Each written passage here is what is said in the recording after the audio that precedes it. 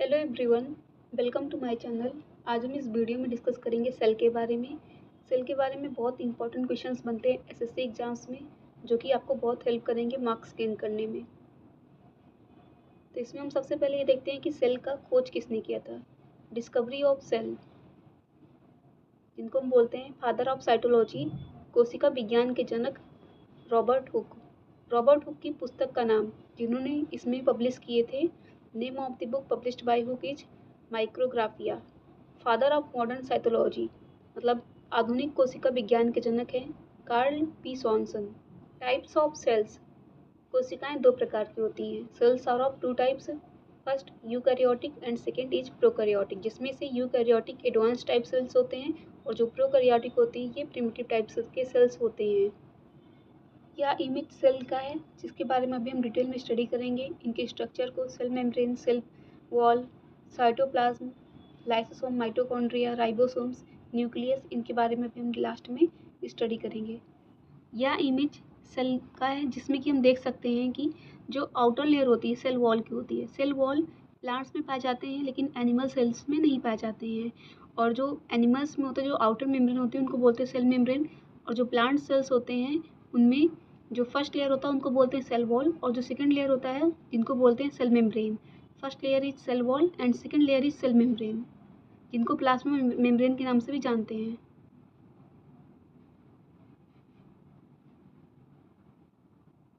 Cell wall plant में जो outer layer होती है, और जो सेल मेम्ब्रेन होती है वो एनिमल्स में आउटसाइड लेयर होती है। प्लांट्स में जो सेल वॉल पाई जाती हैं वो परमिएबल होती है। परमिएबल मतलब परागम्य होती हैं, कुछ भी अंदर से बाहर जा सकता है, बाहर से अंदर भी आ सकता है। और जो एनिमल्स में जो सेल्स होती हैं सेल मेम्ब्रेन, वो होती है सेमी परमिएबल, मतलब अर्धपरागम, मतलब सिलेक्टिवली परमिएबल, मतलब कि जो कुछ ही पर्टिकुलर चीज़ों को, मॉलिक्यूल्स को यहाँ पर अंदर से बाहर वो ला सकते हैं। बैक्टीरिया की सेल वॉल, मतलब जीवाणु की कोशिका भित्ति, जो कि बनी हुई रहती है पेप्टाइडोग्लाइकॉन से। एक्सेप्शन, अपवाद में यहाँ पर माइकोप्लाज्मा है, जिसको बोलते हैं स्मॉलेस्ट सेल, मतलब PPLO, fluoro pneumonia like organisms, या फिर एमएलओ, मॉलिकुलर लाइक ऑर्गेनिजम्स, मतलब इनमें जो है सेल वॉल नहीं पाई जाती हैं, इस कारण इनको बोलते हैं जोकर ऑफ द सेल्स।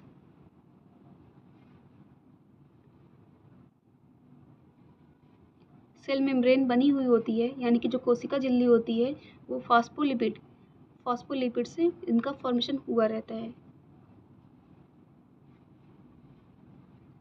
यह स्ट्रक्चर बैक्टीरिया सेल वॉल का दिखाया जाता है, जिसमें कि हम देखते हैं जो बैक्टीरिया में जो सेल वॉल पाए जाते हैं, जो आउटर मोस्ट लेयर होते हैं जिनको बोलते हैं कैप्सूल, और जो सेकेंड लेयर होता है उनको बोलते हैं सेल वॉल, और जो थर्ड लेयर लास्ट लेयर होता है उनको बोलते हैं सेल मेम्ब्रेन। और फिमरी स्ट्रक्चर होते हैं जो कि बॉडी होस्ट से अटैचमेंट में हेल्प करते हैं। फ्लैजिलम, जो कि मूवमेंट में हेल्प करते हैं। और इनमें न्यूक्लियस एब्सेंट होते हैं, जो इनका जेनेटिक मटेरियल होता है वो न्यूक्लियोइड रीजन में प्रेजेंट होते हैं। और क्रोमोसोम्स, और जो इसमें राइबोसोम्स पाए जाते हैं, राइबोसोम जिनको बोलते हैं protein factory of the cells, जो प्रोटीन का फॉर्मेशन करने में हेल्प करते हैं। Eukaryotic and prokaryotic cells, eukaryotes मतलब विच कंटेन अ न्यूक्लियस, जिसमें नाभिक होता है, जिसमें न्यूक्लियस प्रेजेंट होता है उनको बोलते हैं यूकैरियोटिक सेल्स। एंड प्रोकैरियोटिक, जिसमें न्यूक्लियस नहीं होता है, which do not contain a nucleus, जिसमें वास्तविक नाभिक अनुपस्थित होता रहता है, उसको बोलते हैं प्रोकैरियोटिक सेल्स। एंड एग्जाम्पल यहाँ पे जैसे यूकैरियोटिक का है protozoa, fungi, plants and animals all have eukaryotic cells. Protozoa, कवक, पौधे और जानवर सभी में यूकैरियोटिक कोशिकाएं होती हैं। और जो प्रोकैरियोट्स होते हैं, जैसे कि इनमें बैक्टीरिया पाए जाते हैं, प्रोकैरियोट में बैक्टीरिया शामिल होते हैं। सेल वॉल, कोशिका भित्ति, कोशिका की जो सबसे बाहरी सतह होती है उसको बोलते हैं कोशिका भित्ति। ये outer most layer of cells को बोलते हैं सेल वॉल, जिनका जो नेचर होता है वो परमिएबल होता है, मतलब पारगम्य होता है। फैक्ट्स अबाउट सेल वॉल, कोशिका भित्ति के कुछ तथ्य। Mycoplasma do not contain cell wall, mycoplasma में सेल्स वॉल नहीं पाए जाते हैं, इसलिए इनको बोलते हैं joker of the cells. Mycoplasma में कोशिका भित्ति नहीं होती है। Animals do not contain cell wall, और जो जंतु होते हैं उनमें भी कोशिका भित्ति नहीं होती है। माइकोप्लाज्मा एंड एनिमल्स में सेल वॉल नहीं होते हैं, लेकिन जो प्लांट सेल्स होते हैं उनमें सेल वॉल होते हैं, और बैक्टीरिया में भी सेल वॉल होते हैं। सेल वॉल, ऑर्गेनिजम्स, जीव एंड सेल वॉल कंपोजिशन। कौन से प्लांट में सेल वॉल किससे बना हुआ होता है? जैसे कि जो प्लांट्स होते हैं इनमें जो सेल वॉल होते हैं बने हुए होते हैं सेलुलोज से। बैक्टीरिया में जो सेल वॉल होते हैं वो बने होते हैं पेप्टाइडोग्लाइकॉन से। और जो फंगस होते हैं, कवक होते हैं, उनमें सेल वॉल बने हुए रहते हैं काइटिन के। और जो एल्गी यानी कि जो शैवाल होते हैं उनमें जो सेल वॉल बने होते हैं वो सेलुलोज, गैलेक्टोन्स और कैल्शियम कार्बोनेट से बने हुए रहते हैं।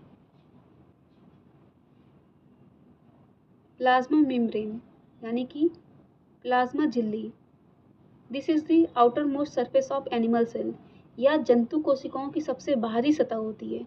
मतलब जो एनिमल सेल्स होते हैं, एनिमल सेल्स का जो सबसे बाहरी जो सतह होता है उसको बोलते हैं सेल मेम्ब्रेन या फिर plasma membrane. It is the second surface of plants, fungi and bacteria. पौधों में, कवक में और बैक्टीरिया में जो दूसरी सतह होती है उसको बोलते हैं प्लाज्मा मेम्ब्रेन। और it is made up of phospholipid या फॉस्फोलिपिड की बनी हुई होती है। नेचर इसका क्या होता है? Semi permeable.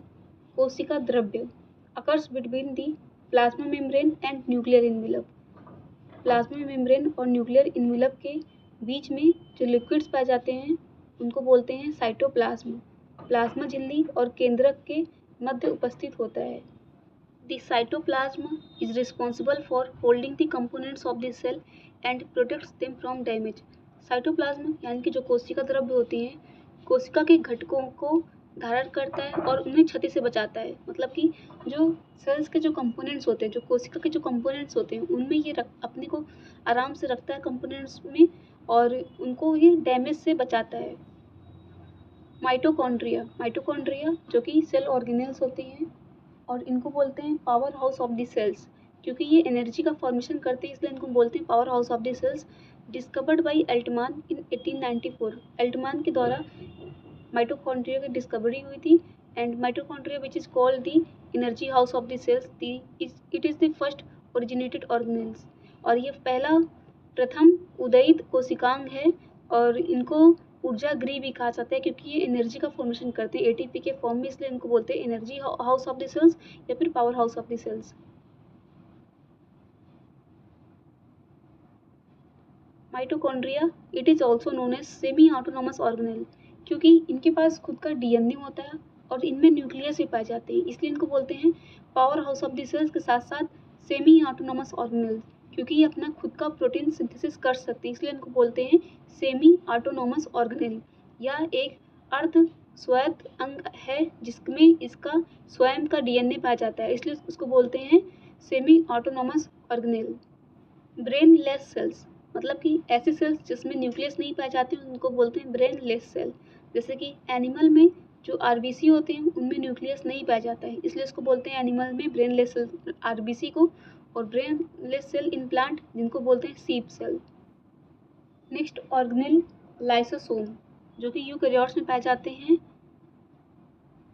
It is discovered by Christian D Duke lysosomes. मतलब कि 1995 में क्रिश्चियन डी ड्यूक के द्वारा लाइसोसोम को डिस्कवर किया गया था। 1955 में क्रिश्चियन डी ड्यूबे ने लाइसोसोम की खोज की। और लाइसोसोम क्या होता है कि जब अगर कभी सेल्स में कोई डैमेज होता है या फिर सेल ऑर्गेनल में कोई डैमेज होता है तो लाइसोसोम से हाइड्रोलिटिक एंजाइम सीक्रेट होते हैं जो कि पूरे सेल्स को ईट कर लेते हैं। मतलब कि जो जितने भी डैमेज हैं और साथ साथ में जो सेल्स में कुछ भी बचा कुछ जो डैमेज नहीं है वो भी साथ में ही नष्ट हो जाते हैं, इसलिए इसको बोलते हैं suicide bag of the cells. मतलब खुद डूबेंगे तुम्हें भी ले डूबेंगे सनम, इस टाइप का इनके अंदर करेक्टर पाया जाता है। लाइसोसोम जिसमें कि इंट्रा सेलुलर डाइजेशन एंजाइम पाए जाते हैं जो कि हाइड्रोलिटिक एंजाइम्स होते हैं जिनकी हेल्प से जितने भी डैमेज हुए होते हैं सेल में जो कि हार्मफुल कर सकते हैं बाकी सेल्स को, तो उनको ये डाइजेस्ट करते हैं, पूरा ईट कर जाते हैं, इसलिए इनको बोलते हैं suicidal bag of the cell. Also known as suicidal bag, आत्मघाती थैला, डिस्पोजल बैग, निपटान थैला, एटम बम, परमाणु बम एंड क्लीनर्स, सफाई कर्मचारी, ये इनके लाइसोसोम्स के कॉमन नेम्स हैं। राइबोसोम को बोलते हैं protein factory of the cell क्योंकि ये प्रोटीन का फॉर्मेशन करते हैं, इसलिए इनको बोलते हैं protein factory. Ribosome is a cellular particle made up of RNA and protein that serves as the site for protein synthesis in the cell. Ribosome RNA और प्रोटीन से बना एक सुंदर कण है जो कोशिका में प्रोटीन संश्लेषण के लिए साइट के रूप में कार्य करता है। जॉर्ज एमिल पलाडे द्वारा इसका खोज किया गया था, राइबोसोम्स का। राइबोसोम्स जो कि प्रोकैरियोट्स में पाए जाते हैं वो होते हैं 70S टाइप के होते हैं, और जो यूकैरियोट्स में पाए जाते हैं उनको बोलते हैं 80S टाइप्स के राइबोसोम्स। और ये होते हैं universal components of the cell, मतलब जितने भी प्रोकैरियोटिक सेल्स, यूकैरियोटिक सेल्स दोनों में ही पाए जाते हैं राइबोसोम्स। बस डिफरेंस ये है कि प्रोकैरियोट्स में 70S टाइप्स के पाए जाते हैं और यूकैरियोट्स में पाए जाते हैं 80S टाइप्स के, इसलिए उनको बोलते हैं universal components of the cell.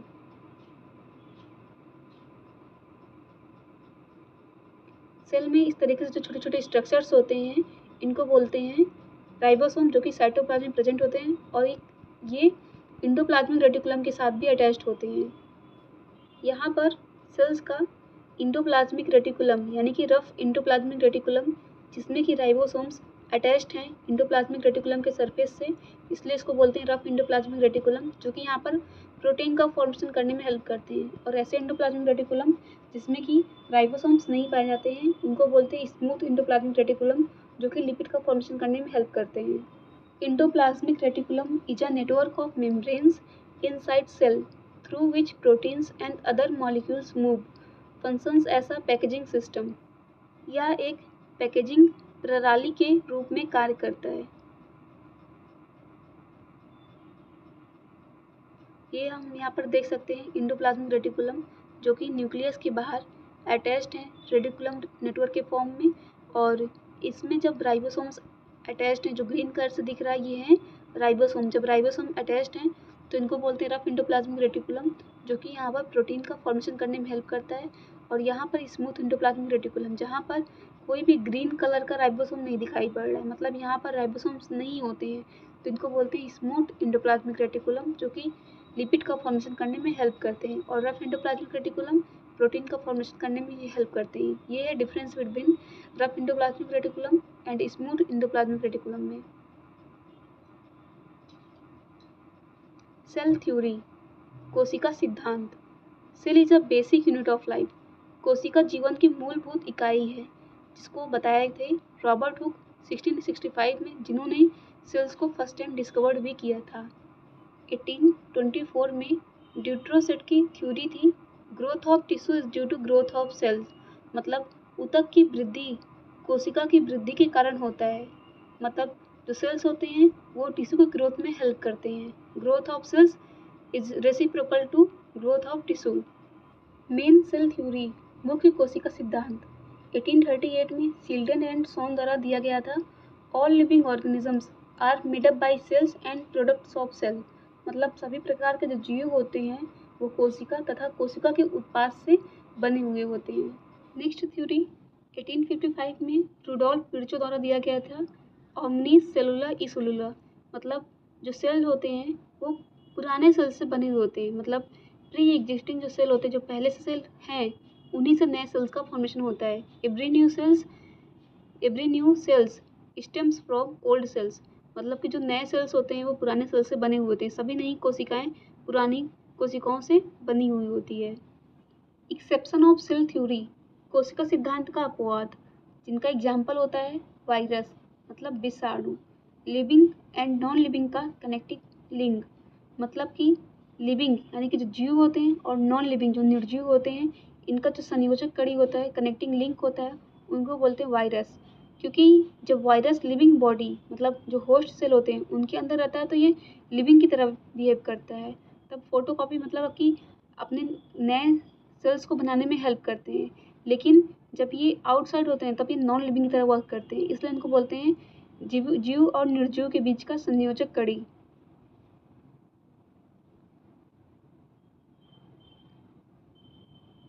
कुछ important bullet points, smallest cell of universe, ब्रह्मांड की सबसे छोटी कोशिका होती हैं बैक्टीरिया में।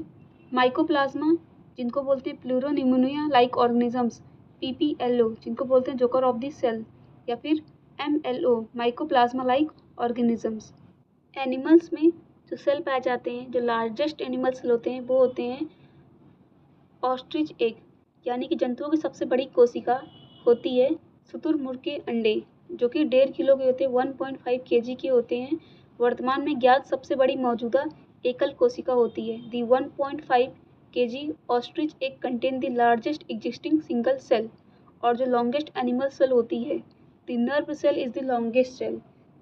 तंत्रिका कोशिका सबसे लंबी कोशिका है, मतलब एनिमल्स में जो सबसे लॉन्गेस्ट सेल होती है, सबसे लंबी जो सेल्स होती हैं, वो होती है नर्व यानी कि तंत्रिका कोशिका।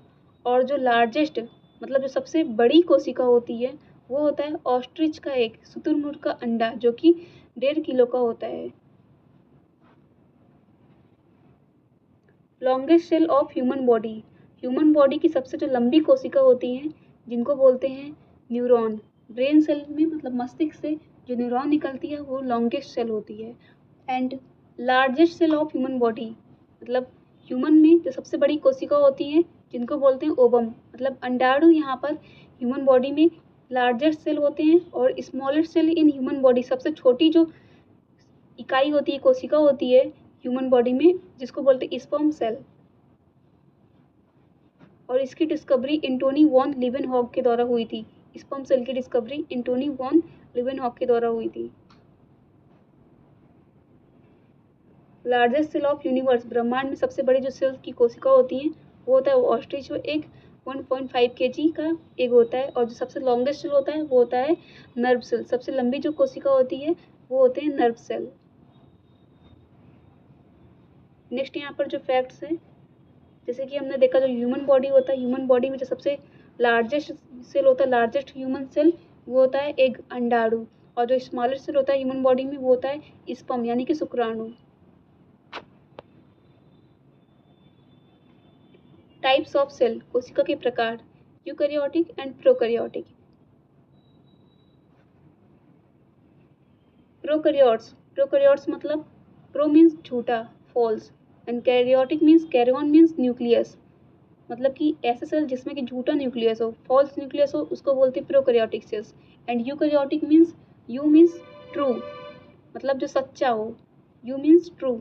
एंड कैरियोटिक मीन्स न्यूक्लियस, मतलब ऐसे सेल जिसमें कि ट्रू न्यूक्लियस पाए जाते हैं, जिसमें कि सच में न्यूक्लियस पाए जाते हो, उसको बोलते हैं यूकैरियोटिक सेल्स। प्रोकैरियोट सेल्स में जो जेनेटिक मटेरियल होता है, वो न्यूक्लियस नहीं होता है। वहाँ पर जो जेनेटिक मटेरियल होता है, जो डीएनए कंपोनेंट्स होते हैं, वो इकट्ठे हुए रहते हैं, उनको बोलते हैं न्यूक्लियोइड या फिर गोनोपोर बोलते हैं। और ये सिंगल हेलिक्स में होते हैं, मतलब एकल कुंडली होती है। लेकिन जो यूकैरियोटिक सेल्स होते हैं, उनमें न्यूक्लियस पाया जाता है। जो डीएनए मटेरियल होता है, वो न्यूक्लियस में प्रेजेंट होता है, और ये डबल हेलिक्स होते हैं, ये द्विकुंडलीय होते हैं। प्रोकैरियोटिक सेल्स के जो एग्जाम्पल्स होते हैं, बैक्टीरिया, ब्लू ग्रीन एल्गी, नीले हरे शैवाल या फिर साइनोबैक्टीरिया। और जो यूकैरियोटिक होते हैं, उनके जो एग्जांपल्स होते हैं, एल्गी मीन्स शैवाल, ह्यूमन मनुष्य, एनिमल जानवर, प्लांट्स पौधे, फंजाई कवक।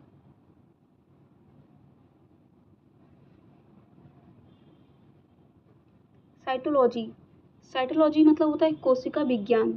साइटो मीन्स होता है सेल, सेल मीन्स कोशिका, एंड लॉजी मीन्स होता है टू स्टडी, मतलब cyto means cell and logy means होता है टू स्टडी।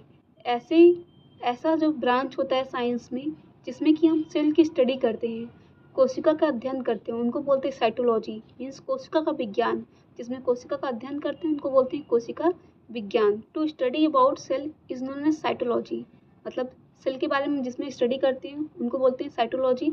और साइटोलॉजी टर्म शब्द हर्टविग द्वारा दिया गया था। और जो फादर ऑफ साइटोलॉजी हैं, रॉबर्ट हुक, कोशिका विज्ञान के जनक रॉबर्ट हुक को जाना जाता है।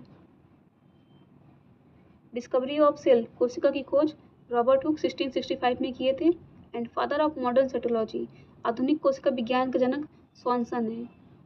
इंडियन फादर ऑफ साइटोलॉजी, भारतीय जनक अरुण कुमार शर्मा। A.K. शर्मा यहाँ पर भारत में फादर ऑफ साइटोलॉजी हैं। कोशिका की खोज, डिस्कवरी ऑफ सेल्स, जैसे कि हम जानते हैं 1665 में रॉबर्ट हुक द्वारा किया गया था। कॉर्क टिश्यू, जो कि बार्क यानी कि जो छाल होते हैं पेड़ के, उसमें से इन्होंने डिस्कवर किए थे। लिविंग सेल की डिस्कवरी एंटोनी वॉन लीवेनहॉक के द्वारा हुई थी, जो कि बैक्टीरिया सेल्स में इन्होंने डिस्कवर किए थे।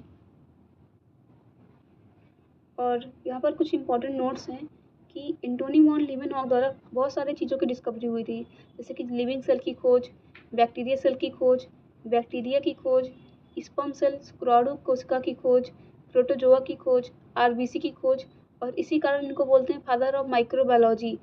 सूक्ष्म विज्ञान के जनक भी एंटोनी वॉन लीवेनहॉक हैं। तो हमने इस वीडियो में स्टडी किया सेल के बारे में, और नेक्स्ट वीडियो में हम स्टडी करेंगे इनके जो इम्पोर्टेंट क्वेश्चंस हैं जो एसएससी एग्जाम्स के लिए इम्पोर्टेंट है, हम उनको भी सॉल्व करेंगे क्वेश्चंस को। अगर आपको ये वीडियो यूजफुल लगी हो, ये नोट्स यूजफुल लगी हो, then please like this video, comment, subscribe to my channel, and thanks for watching this video.